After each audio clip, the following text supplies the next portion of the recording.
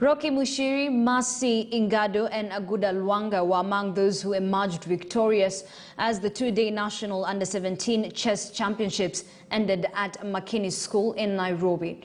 Now, Central Region's Mushiri collected 3.5 points as he finished ahead of Gideon Gekonge from Rift Valley, while Nairobi's Aguda Luanga collected 5 points to win ahead of Dhirav Shah from the Coast region.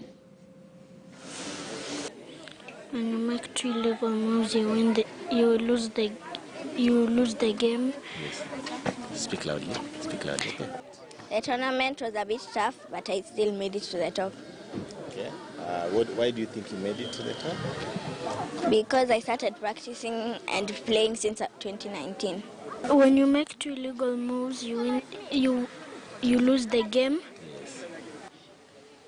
I like the part about me playing and winning. Yes. And the other people, they learned what I was doing. Okay.